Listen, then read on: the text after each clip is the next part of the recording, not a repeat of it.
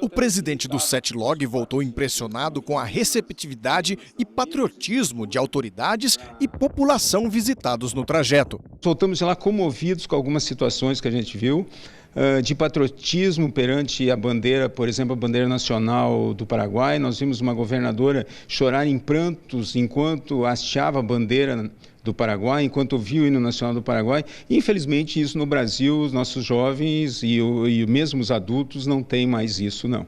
A expedição saiu no dia 25 de agosto de Campo Grande e foi até os portos de Iquique e Antofagasta, no Chile, passando pelo Paraguai e Argentina. Um trajeto diferente do que foi percorrido pela primeira expedição, realizada em 2013, quando foi feito um caminho passando pela Bolívia, que se mostrou inviável, ao contrário do que foi percorrido neste ano.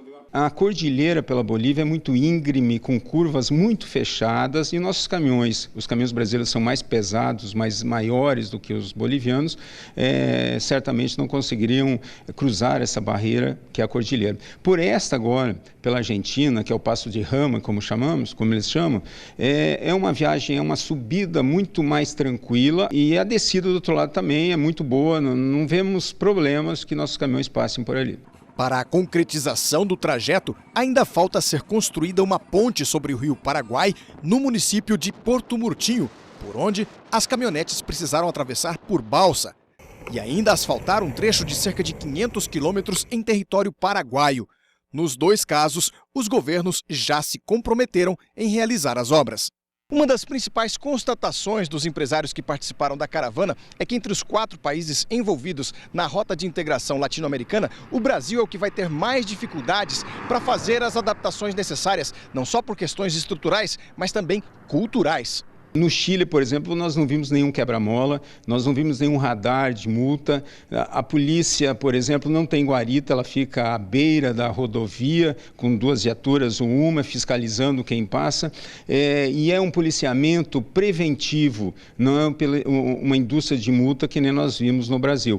Sobre as questões burocráticas, já existe um modelo a ser proposto para resolver as questões aduaneiras. Nós estamos trabalhando muito com a Receita Federal para que essa rota, quando implantada, quando pronta, seja organizado para que os viajantes que passem por essa rota, os transportadores, enfim, exportadores, importadores, tenham um sistema chamado de aduana expressa que existe já na Europa, no mercado comum europeu, onde o caminhão ou o turista não perca muito tempo ou não parem nas aduanas. Ele simplesmente faz sua liberação no ponto A da sua partida e no ponto B, que será a sua chegada. Mesmo com a atual crise econômica brasileira, os empresários se mostram otimistas com a concretização do projeto em um médio prazo. Se for cumprido realmente, que o governo brasileiro, o governo paraguaio cumpram com o que declararam para a expedição, para o RILA, eu tenho certeza absoluta que no máximo em 3 anos e meio,